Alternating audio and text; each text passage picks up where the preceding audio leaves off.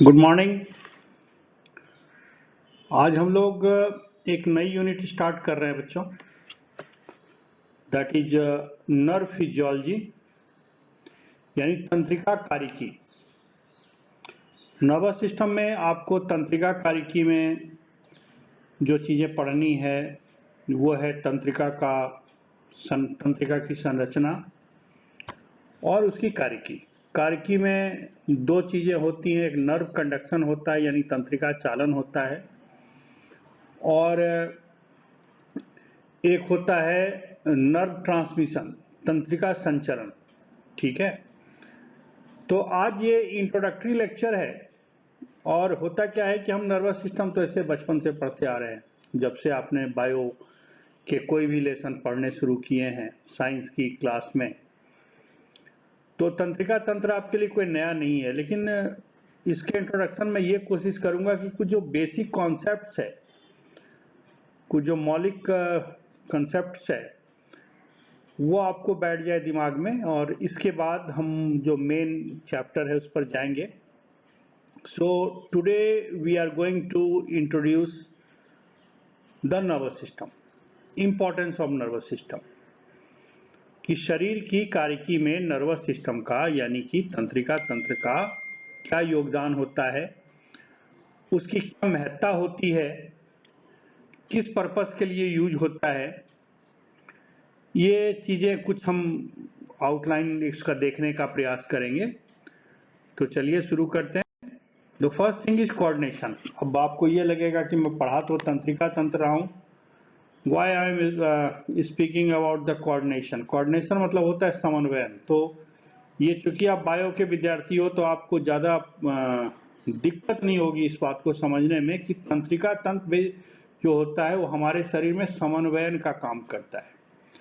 जो शरीर के अलग अलग तंत्र हैं उनके बीच अगर समन्वय नहीं हो, एक दूसरे के प्रति वो क्या करें, चेक्स एंड बैलेंस में काम नहीं करें, तो शरीर का सिस्टम काम नहीं करेगा। Because we are multicellular organism of the organ system grade.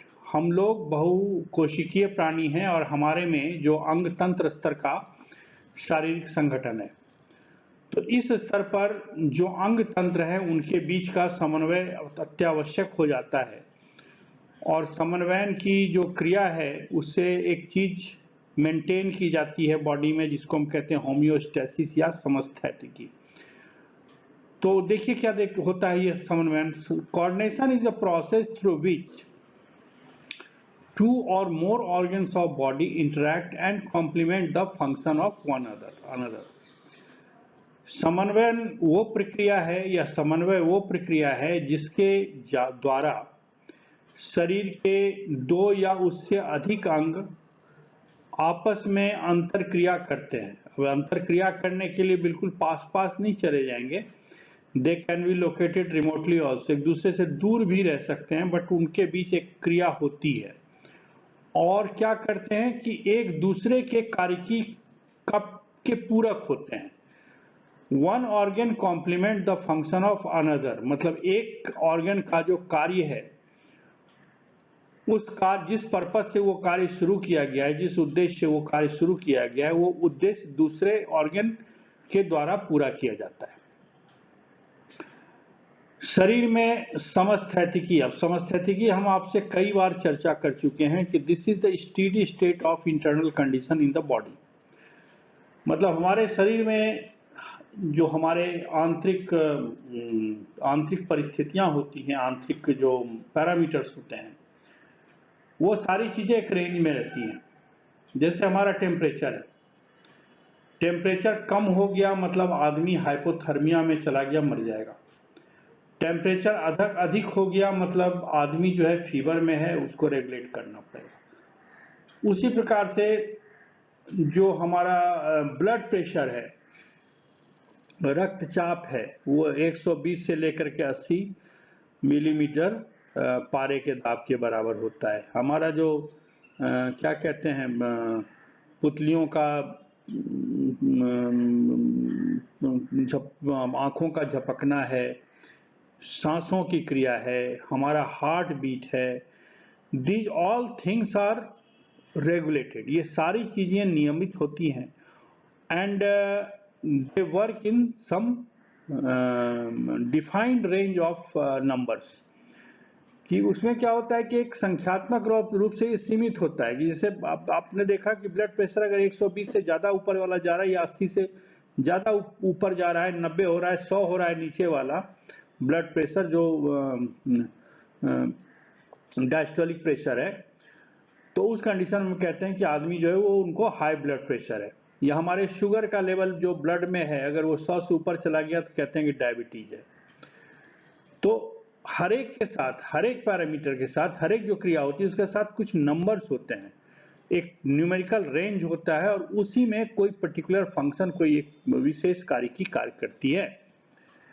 अब उसमें क्या होता है कि देयर आर वेरिएबल्स। अब यही वेरिएबल्स हैं, जैसे बॉडी टेम्परेचर है, बॉडी का फ्लूइड बैलेंस है। फ्लूइड बैलेंस मतलब हमारे जो ब्लड की है उसकी एक ऑस्मोलिटी एक रेंज में होनी चाहिए। ऑस्मोलिटी कम होती है तो यूरिनेशन कम हो जाता है, आदमी को प्यास लगती है। शरीर का जो पीएच होता है उसको मेंटेन करने के लिए कई सिस्टम काम करते हैं। हमारे शरीर में जो इलेक्ट्रोलाइट्स हैं, सोडियम और पोटेशियम, इसकी मात्रा हमारे बॉडी फ्लूइड में, हमारी कोशिकाओं में कितनी होनी चाहिए फिक्स है। अगर इसमें ज्यादा ऊपर नीचे हो जाएगा तो बड़ी प्रॉब्लम हो जाएगी, कई सिस्टम शरीर के काम करने बंद कर देंगे।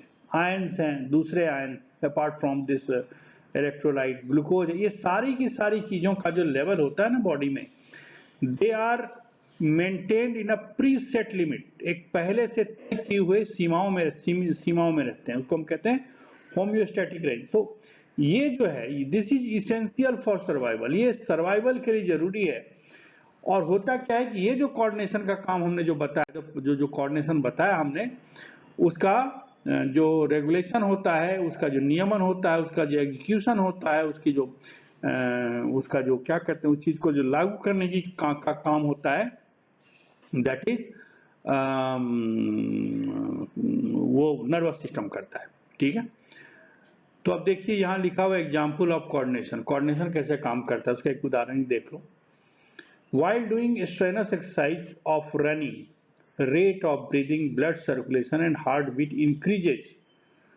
अब आप अभी अगर दौड़ना शुरू करते हो तो कॉमन सा एक एक्सपीरियंस है कि जब आदमी को भारी एक्सरसाइज करता है, रन करता है, ट्रैक जॉगिंग करता है, तो क्या होता है, उसकी सांस की गति बढ़ जाती है, ब्लड के सर्कुलेशन का रेट बढ़ जाता है, हार्ट बीट कम हो जाता है। क्यों ऐसा होता है? कोऑर्डिनेशन। ये जो चीजें हो रही हैं, अचानक से आपकी फिजियोलॉजी में बदलाव जो आ रहा है, वो इसलिए हो रहा है कि दौड़ने में या काम करने में आपके मसल्स ओवर टाइम काम कर रहे हैं, और उनको उस समय चाहिए ऑक्सीजन, ग्लूकोज, तो तेजी से उनको इन चीजों की सप्लाई की आवश्यकता पड़ती है, इसीलिए ये सारी चीजें होती हैं। और फिर जब एक्सरसाइज आप बंद कर देते हो, चीजें नॉर्मल हो जाती है। तो किस परिस्थिति में आपका हार्ट बीट बढ़ गया, किस परिस्थिति में हार्ट बीट नॉर्मल आ गया, किस परिस्थिति में हार्ट बीट आपका स्टॉप हो गया, ये सारी चीजें कोऑर्डिनेशन का पार्ट है। और क्या होता है कि this kind of metabolic and conditional variation जो हमारे शरीर में कार्यकी के दौरान या क्या कहते हैं जिसको उपापचय के दौरान ऐसे जो वेरिएशंस आते हैं, ऐसे जो अंतर आते हैं पैरामीटर्स के रीडिंग में, जो अंतर आता है, वो सारे के सारे जो चीजें हैं, ये जो फंक्शनल और केमिकल पैरामीटर जो बॉडी का होता है, ये चीजें रेगुलेट की जाती हैं। तो चलिए देखिए, अब देखिए कोऑर्डिनेशन जो शरीर में होता है, जो समन्वय की क्रिया होती है, तो इसके लिए हमारे शरीर में मुख्य रूप से दो सिस्टम जिम्मेदार होता है। एक सिस्टम होता है एंडोक्राइन सिस्टम, यानी कि अंतःस्रावी तंत्र, ये हम पढ़ चुके, हमने सारे ग्रंथियों के बारे में पढ़ लिया। We are knowing now regarding all the what is endocrine system, what are the endocrine glands, how do they work, ये सारी चीजें हम पढ़ चुके हैं। आज बारी किसकी है? नर्वस सिस्टम को स्टार्ट करने की बारी है। तो ये क्या लिखा हुआ है कि both of this system jointly coordinate the activities of all organ system and biochemical pathways. मतलब ये जो दोनों सिस्टम है ये साथ साथ कोऑर्डिनेट करते हैं सारे ऑर्गन की एक्टिविटी के। शरीर में जितने ऑर्गन सिस्टम है, जितने अंग तंत्र हैं, सभी की क्रियाविधि को ये समन्वयित करते हैं। और साथ ही साथ शरीर में कई बायोकेमिकल पाथवेज है। अभी तो आपने खूब सारे पाथवे पढ़ लिए इस पेपर में, पढ़ा ना, जैसे क्या कहते हैं, कार्बोहाइड्रेट मेटाबॉलिज्म में आपने पढ़ लिया, क्रेब्स साइकिल होती है, ईटीएस होती है, ग्लूकोनियोजेनेसिस होती है, ग्लाइकोजेनेसिस होती है, प्रोटीन मेटाबॉलिज्म, डीएमिनेशन, ट्रांसएमिनेशन पढ़ लिया, फैट मेटाबॉलिज्म। तो ये देखते हो कि ये सारे के सारे बायोकेमिकल पाथवे इन चीजों को और सारे ऑर्गन सिस्टम की एक्टिविटी को ये कोऑर्डिनेट करते हैं and they harmonise the body functions. शरीर के जो फंक्शन है उसको हार्मोनाइज करते हैं, एक दूसरे से जोड़ करके एक दूसरे के साथ एक तालमेल के साथ काम करने का प्रयास करते हैं। आज के लेक्चर में ये तो कुछ गलत ही स्लाइड आ गया। एक्चुअली मैंने कुछ दूसरे लेक्चर के हिसाब से ये प्रेजेंटेशन बनाया था, इसको छोड़ते हैं। So what is nervous system? It is a complex network of nerves and cells. कोई पूछे भाई नर्वस सिस्टम क्या है? सॉरी, तंत्रिका तंत्र क्या है? तो वो तंत्रिकाओं का और कोशिकाओं का एक जटिल नेटवर्क है, comprising structures of brain, spinal cord etcetera, जिसमें मस्तिष्क, तंत्रिका, रज्जु वग इत्यादि होती है। घर में आपके इलेक्ट्रिफिकेशन तो होगा, तो आपने देखा है कि अलग अलग कमरे की लाइट, पंखे, फ्रिज, एसी वगैरह चलाने के लिए किस प्रकार से एक पावर लाइन जाती है, एक नॉर्मल लाइन जाती है, एक आपके घर मीटर होता है, मीटर से फिर लाइनें जाती हैं। तो जैसे वहां सर्किटिंग होती, सर्किट होता है ना, परिपथ बनता है, अलग अलग तार द्वारा परिपथ बनाया जाता है ताकि आप स्विच ऑन करें, उस कमरे की पंखा चल जाए, लाइट जल जाए, गीजर चल जाए, आपका मिक्सी वाला पॉइंट काम करे। तो ये सारी की सारी, जैसे घर में एक इलेक्ट्रिफिकेशन का नेटवर्क होता है, तो ये बहुत छोटा नेटवर्क है। ये हमारे शरीर में जो तंत्रिकाओं का नेटवर्क है उसकी तुलना में बहुत छोटा है, लेकिन जैसे ये सिस्टम काम करता है उसी प्रकार से हमारे शरीर में भी एक नेटवर्क होता है। और ये जो नर्वस सिस्टम है, this is the master controller. शरीर की सारी क्रियाविधियों का मास्टर कंट्रोलर ये नर्वस सिस्टम होता है। और साथ ही साथ ये कम्युनिकेशन का काम करता है। कम्युनिकेशन, संवाद की स्थिति एक बनाए रखता है, एक सिस्टम से दूसरे सिस्टम में, एक ऑर्गन से दूसरे ऑर्गन के बीच में संवाद की स्थिति बनाए रखता है। जो चीज हम सोचते हैं, every thought, action and emotion, जितने प्रकार की जो हम सोचते हैं, जो करते हैं, हमारी जो भावनात्मक उत्प्रेरण हुए है शरीर में, वो सारी की सारी चीजें जो है कहीं ना कहीं नर्वस सिस्टम उसके लिए जिम्मेदार है। It signals the body through electrical impulses that communicate with the body cells. मतलब अब ब्रेन को मैसेज करना है कि भाई हार्ट को, या है ना, या हार्ट को छोड़ दो, ब्रेन को मैसेज करना है कि आप क्या करिए, आप चलें या चल के जाए कहीं, या आप कुछ बोलें। तो ब्रेन का जो रिस्पांस है वो हमारे जो बोलने वाला, जो हमारा जो मसल्स जो हमारे बोलने की क्रिया में इन्वॉल्व होते हैं, वहां तक मैसेज कैसे आता है? या फिर अगर हमें दौड़ना है तो हमारे पैर की पेशियों को कहां से मैसेज आता है? ये सारे मैसेज जो आते हैं ये उसी सर्किट से आते हैं। और वो जो सर्किट है उसमें विद्युत आवेश के रूप में सूचना आती है, जो हम पढ़ेंगे, जिसको हम नर्व कंडक्शन या तंत्रिका चालन कहते हैं। एंड इसका जो सिग्नलिंग है और रेस्पॉन्डिंग एबिलिटी है बहुत स्पेसिफिक होता है, बहुत रैपिड होता है। मतलब आप सोचिए कि जैसे एक आदमी तबला बजा रहा है, कार चला रहा है, रॉकेट उड़ा रहा है, एक सर्जन सर्जरी कर रहा है, ये सारे कितने फाइनर हैं। एक इमेजिन करो ना, आपकी मान लीजिए कि आपको कोई डिक्टेशन दे रहा है क्लास में, मैं सपोज डिक्टेशन दे रहा हूं और आप नोट कर रहे हो, आपका कान सुनता है, उसका ब्रेन रजिस्टर करता है, ब्रेन रजिस्टर करने के बाद क्या होता है, ब्रेन प्रोसेस करता है कि ये कौन सा वर्ड लिखना है, उसकी स्पेलिंग क्या होगी। ये सारी की सारी चीजें सिग्नलिंग और रिस्पॉन्डिंग बहुत तेज होती है और बहुत फाइन ट्यूनिंग के साथ होती है।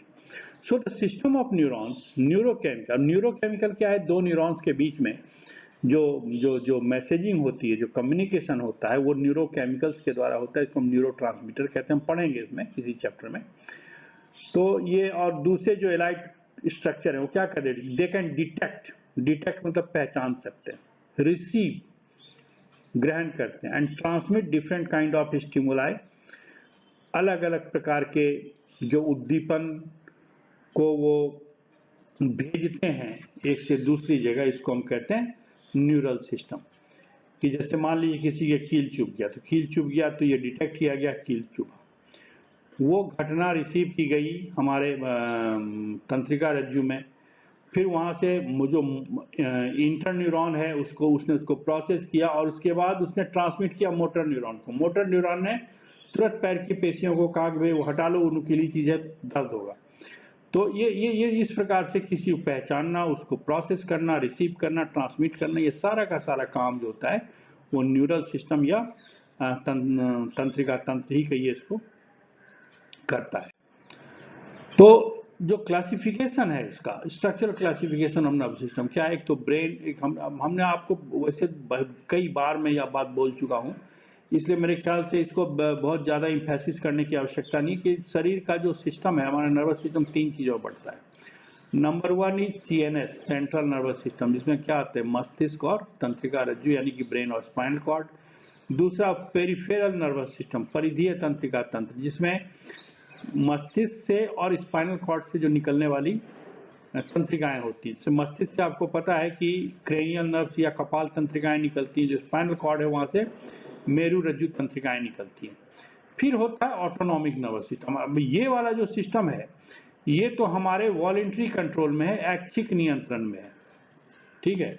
ये वॉलेंट्री कंट्रोल में है कि हम जो काम चाहेंगे करेंगे, नहीं मर्जी होगा नहीं कहेंगे। कोई हमको, मैं आपको कहता रहा हूं कि तुम पढ़ाई कर लो टाइम से, तुम्हारी मर्जी है, तुम नहीं करोगे। आपको व्हाट्सएप देखना है तो मैं मना करूंगा, फिर भी आप देखते रहोगे। तो कहने का मतलब ये है कि ये ऐच्छिक नियंत्रण में, मतलब ये आप चाहो तो करो, नहीं मर्जी तो मत करो। दौड़ना, चलना, बोलना, हंसना, रोना, ये चीजें जो है, हंसना रोना तो नहीं कहना चाहिए मुझे यहाँ पे, क्योंकि वो उसमें कहीं और सिस्टम लग जाता है। But these are under the voluntary control, ये हमारे स्वैच्छिक नियंत्रण में है। दूसरा होता है autonomic nervous system. Autonomic nervous system यानी जो स्वायत्त तंत्रिका तंत्र होता है, ये हमारे ऐच्छिक नियंत्रण में नहीं होता। और उसके दो अनुभाग हैं, एक सिंपैथेटिक जिसको अनुकंपी कहते हैं, और पारासिम्पैथेटिक जिसको हम परानुकंपी कहते हैं। बेसिकली ये दोनों एक चेक्स बैलेंस करते हैं कि एक सिस्टम मान लीजिए हार्ट रेट को बढ़ा रहा है तो दूसरा घटा देगा, एक अगर यूरिनेशन की क्रिया को बढ़ा रहा है दूसरा घटा देगा, मतलब दे एक्चुअली ये एक दूसरे के एक्शन को ये बैलेंस करने का काम करते हैं। तो जो स्वायत्त तंत्रिका तंत्र है वो किस तरह की एक्टिविटी में काम आती है, मैंने पहले ही कह दिया आपको कि ऐच्छिक नियंत्रण नहीं है। अब हम चाहे कि हम अपना जो हार्ट बीट है उसको थोड़ी देर के लिए हम रोक दें, रुक जाएगा।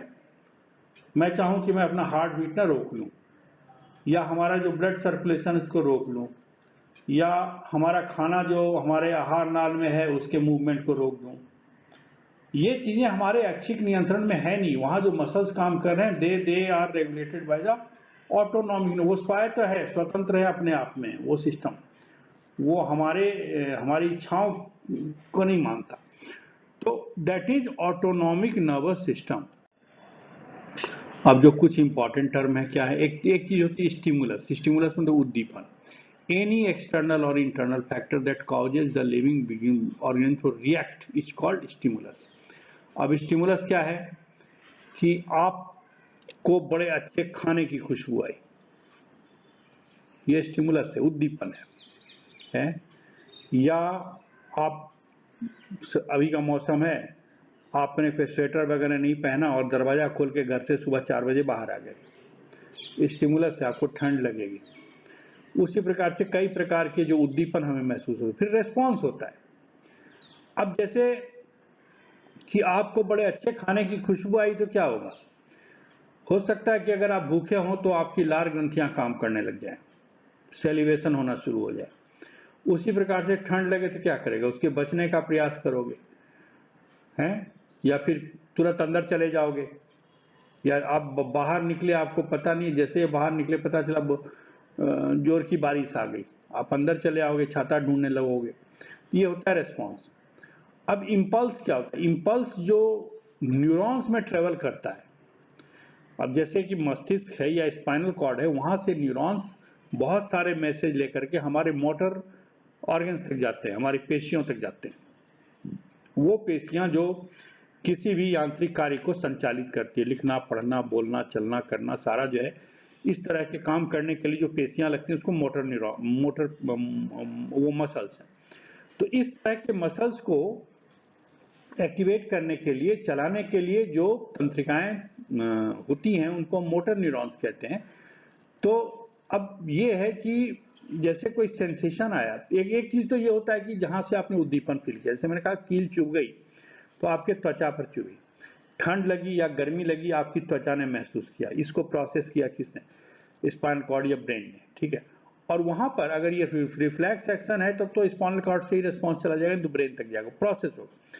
प्रोसेस होने के बाद फिर वहां से मैसेज आएगा कि भाई आप स्वेटर पहन लो या दौड़ना बंद कर दो, आपकी सांस फूलने लग गई है, थोड़ी देर रुक जाओ, प्यास लगी है, पानी पी लो।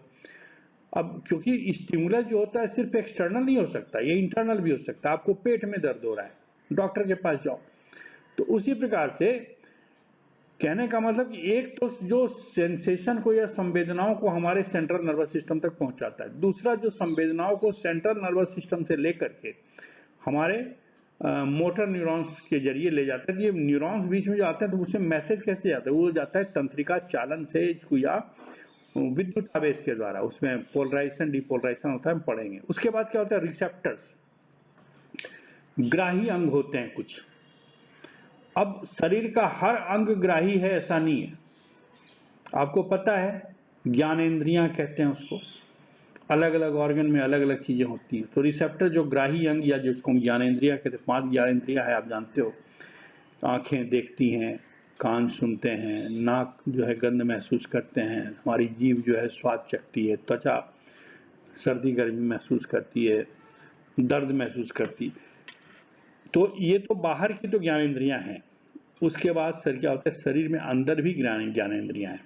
अंदर जो नर्व्स एंडिंग है, कहीं इंजरी हो गई, पेट में दर्द है ना, या लीवर में तकलीफ है, उसका दर्द है, तो ये वहां पर कुछ ना कुछ क्या होता है, कुछ रिसेप्टर न्यूरॉन्स होते हैं या फिर हमारी ज्ञानेंद्रियां हैं, ये महसूस करती हैं किसी चीज को, they actually sense the things, वो चीजों को महसूस करती हैं। फिर क्या होता है? इफेक्टर होता है। इफेक्टर मतलब जो उसके रिस्पॉन्स में जो कार्य करता है, जो मोटर न्यूरॉन के जरिए जो पेशियां काम करती हैं उसको हम इफेक्टर कहते हैं। तो सबसे पहले क्या होता है? सेंसरी इनपुट होता है जिससे कि इस इंफॉर्मेशन गैदर किया जाता है। ये क्या करता है कि शरीर के अंदर या बाहर जो भी चेंजेज हो रहा है उसको ये मॉनिटर करते हैं। इस चेंज को हम स्टिमुलाई कहते हैं, उद्दीपन कहते हैं। ये उद्दीपन को महसूस करता है कौन? Sensory input. उसका इंटीग्रेशन होता है, उसका क्या कहिए, समाकरण होता है कि nervous system is able to integrate the information, process and interpret the sensory input. कि जो सेंसेशन आया वो देखेगा कि हमें सर्दी लग रही है या गर्मी लग रही है, हमें पसीना चल रहा है, या हमारे त्वचा में कोई चीज चुभ गई, या किसी ने हमारे प्रैक्टिकल करते हुए एसिड गिर गया।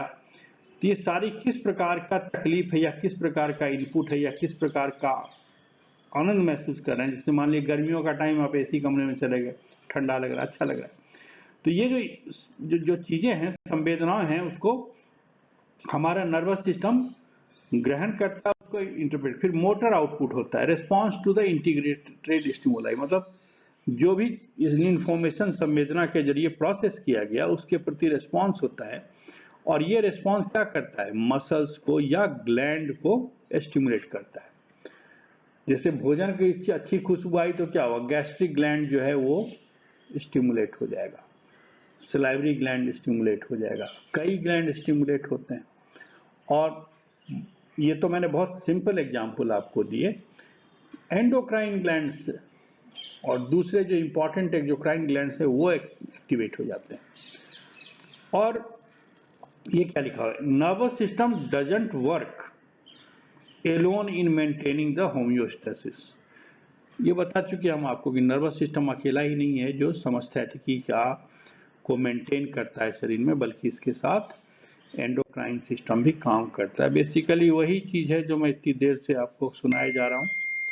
सो एक सेंसरी होता है एफरेंट डिवीजन, आंखों ने कुछ देखा, उसका सेंसरी इनपुट गया ब्रेन में, या अगर ये रिफ्लेक्स सेक्शन हो रहा है तो स्पाइनल कॉर्ड में, वहाँ एक इंटर न्यूरॉन होता है, उसने इंटीग्रेट किया, इंटीग्रेट करने के बाद मसल का आउटपुट देखा। मतलब आपने देखा कि सामने से एक सांप चला रहा है, बिल्कुल, कि आप अगर आगे जाओगे तो काट खाएगा, या एक पागल कुत्ता दौड़ रहा है पीछे, आंखों ने देखा, प्रोसेस किया, क्या भागना चाहिए, फिर पैर के मसल्स जो हैं वो भागने लगते हैं। तो nerve fibres carry information to central nerve system. अब सोमेटिक सेंसरी होता है जो हमारे स्किन या स्केलेटल मसल से काम, विसरल सेंसरी जो हमारे अंदर होता है, विसरल ऑर्गन बता चुके आपको कि पेट में दर्द है, लीवर में दर्द है ना, गले में दर्द है, ये सारे के हमारे जो विसरा के जो अंग है वहां भी कुछ सेंसरी इनपुट्स होते हैं। फिर मोटर न्यूरॉन काम करता है उसके रिस्पॉन्स में। Nerve fibre carry the impulses away from, मतलब ये तो अंदर ले गया था सेंट्रल नर्वस सिस्टम, अब इस सेंट्रल नर्वस सिस्टम से बाहर ले जा रहा है एग्जीक्यूटिंग ऑर्गन को, और ये मसल्स हो सकते हैं या ग्लैंड हो सकते हैं।